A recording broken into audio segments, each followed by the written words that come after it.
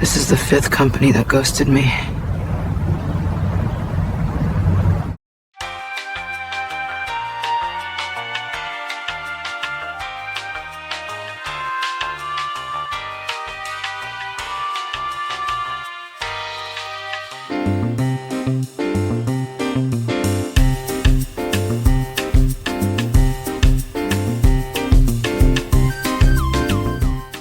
A lot of stuff that's going on in the trucking industry right now. It is crazy. I got a story that I want to touch on. One of my mutuals here on YouTube. Good girl. You guys may know her as Taj Woods. I touched on her a few times in my commentary. She has a good channel, a good setup, and she does commentary on a lot of stories out here. I watch her. And you should too.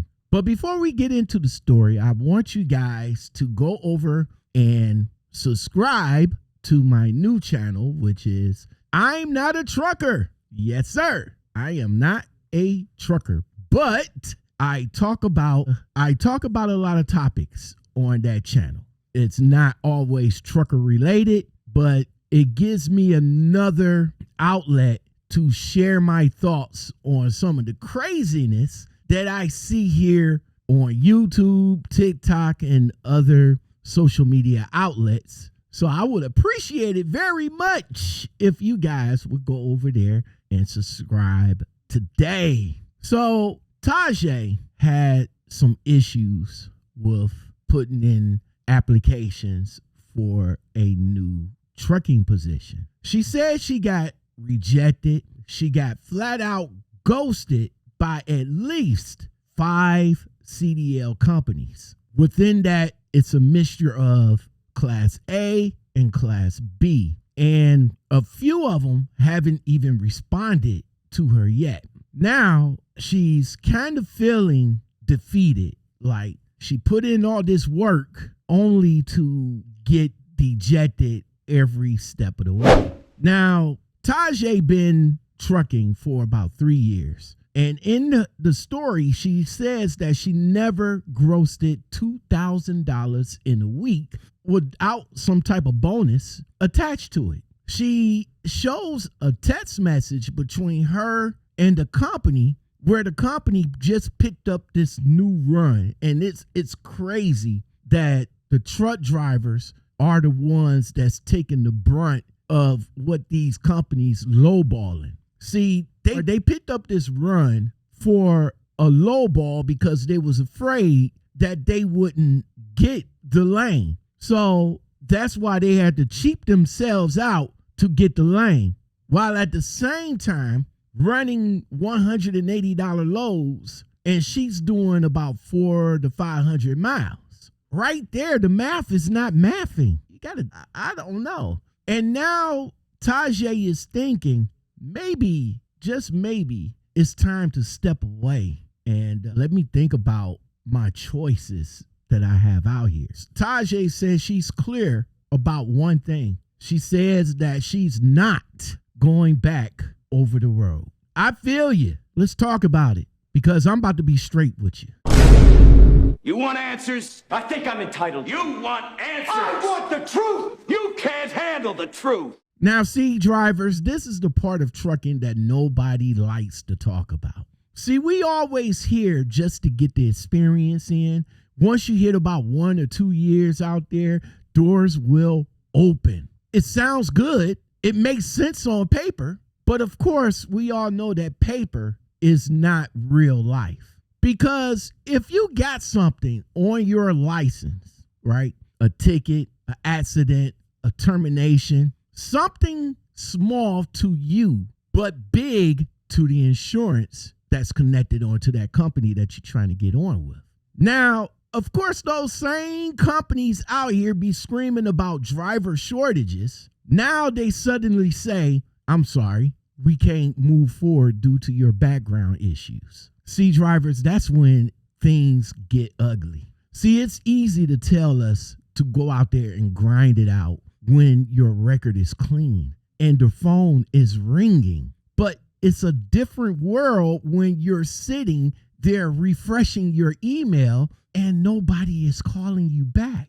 Getting ghosted hits different. For real, for real. Me personally, I'd rather for you not to ghost me. I'd rather for you to just hit me up in an email or give me a call and just flat out say that you're not going to qualify me to come on. Instead of having me sitting there for weeks at a time wondering what's going on.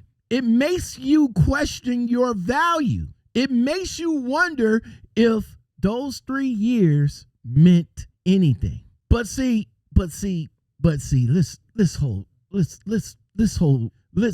this down a little bit. Let's slow this down and let's bring it back right quick. Hold on. Those $180 loads for 400 miles, that's just flat out exploitation. See, the company is trying to make themselves look good to their new client while at the same time fucking you in the process. I don't care how you dress it up. That's not sustainable. That's time, wear and tear on your body, and all of that comes at a cost. See, if you're running numbers like that constantly, the company is broken. And secondly, Tajay, she been in this game for about 3 years. And in 3 years, it's unfortunate that she never touched at least 2K without incentives or bonus. See, that tells me right there that maybe the company that you're with just don't care about you. But again, could be that you're with the wrong company. Then again, it's not always your fault though. Sometimes, like I said before, it's the company. Sometimes it's the location. Definitely the dispatch. And maybe, just maybe, it could be your record. Now, you already said in another post that your record is not all that hot. And I get it. All of our records is not all that hot. In trucking, when we get an accident, it is magnified 10 times over. But don't confuse that with a bad setup with you being a bad driver, though. Because I'm about to tell all you guys, if you haven't noticed already, companies don't hire drivers. Insurance approves drivers. See, you could be one solid, one safe. You could show up on time. There's no complaints. But if the insurance red flags you, then you're done. And HR won't say that out loud. But what they will say out loud is, we decided to move on with other candidates. And that's why drivers like Taj Woods, a good driver, but unfortunately end up stuck. See, all Tajay and other drivers in her situation needs is just a chance. But unfortunately, chance costs companies money if the insurance won't cooperate. Now let's talk about you saying that it might be time to do something else. Now, Tajay, that's not quitting. I got you. That is not quitting. That's just reassessing your situation. Sometimes stepping away is the smart thing to do, especially if trucking is draining you financially and mentally. If you're constantly chasing better, but doors keep getting slammed in your face, you just got to protect yourself and your peace and your wallet. Now, I know some of your guys in the comment section will come and try to keep this driver's wits up. But for those that over here saying, keep going, keep grinding, it'll get better. Don't worry about it. Just make sure you keep going. See, right now, she has a situation that she needs to get taken care of now. And I feel that she's been grinding. She's been holding out. She's been doing the things that she need to do. And I appreciate all you guys coming in there and giving her your thoughts and prayers. She trying to get past it.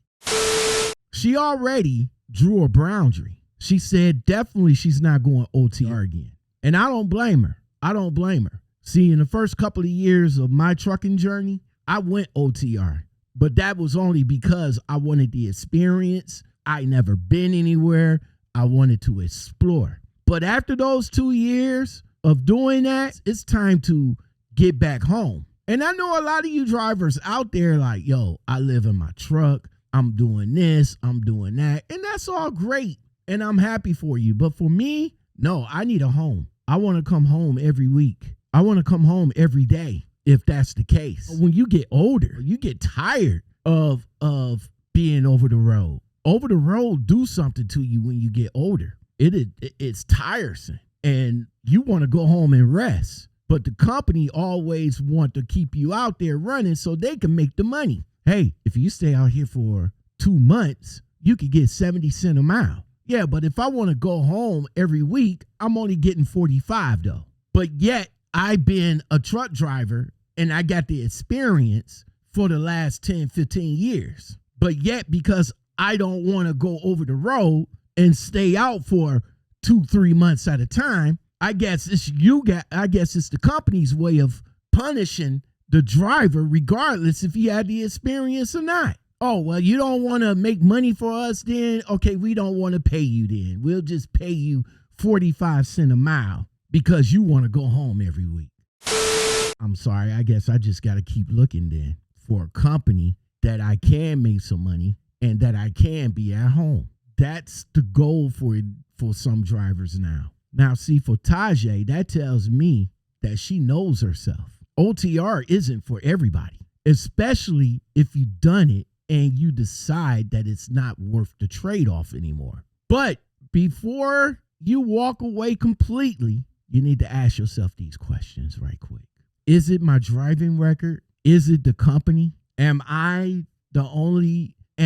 applying to companies that insurance wouldn't clear me for? Because sometimes the pivot isn't to leave the trucking industry. It might be just the change of the lane inside of it. Like, for example, local government jobs, city fleets. Like, you can sign on with the city and they got constructions. They got the snow plows. They got the trucks that need CDL drivers. Waste management, like Republic and Waste Management. That's the name of the company. Beverage, Pepsi, Coca-Cola, beer, I guess. Smaller or private carriers that aren't mega carrier strict. Maybe some of them just don't depend on what the insurance say. Maybe they want to give you a chance because they see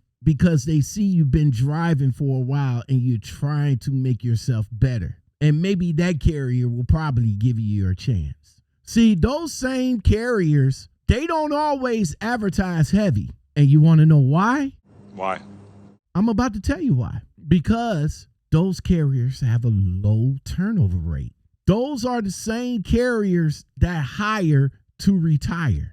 Those also the same carriers that you might have to go and physically knock on the door to get a conference. Those are the same carriers that you have to know somebody to know somebody to know somebody. You know someone like that? Let's just say I know a guy who knows a guy who knows another guy. So let me just push back on one thing, right? Depression, feeling defeated is real out here. But listen, don't let that turn into a permanent decision off of a temporary one. Because 5 rejections feel heavy.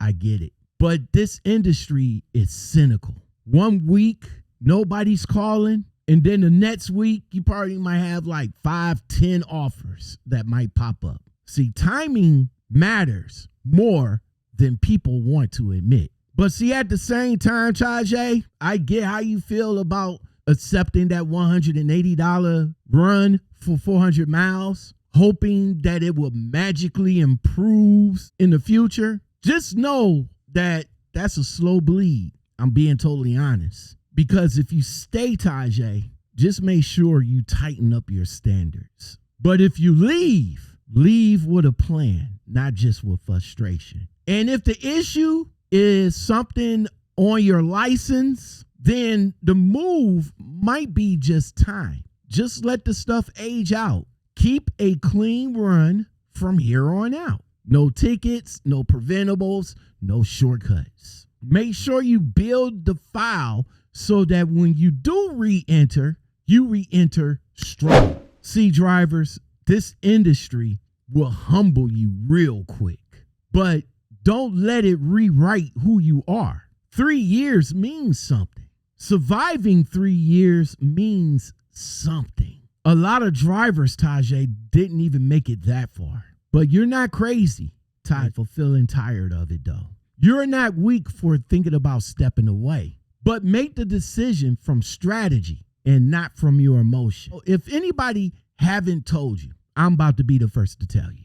Being ghosted doesn't mean you're worthless. It only means that this industry can be cold, because it is. Now, see, the real question is, what lane makes sense for you right now? Because being stuck is a choice. Moving with intention is your power. That's my thoughts, everybody. I do appreciate you guys tuning in. Make sure you guys go over to my other channel, which I talk about gig work and a whole lot of other topics. I'm not a trucker, but make sure you go over there and subscribe today. I really, really appreciate it.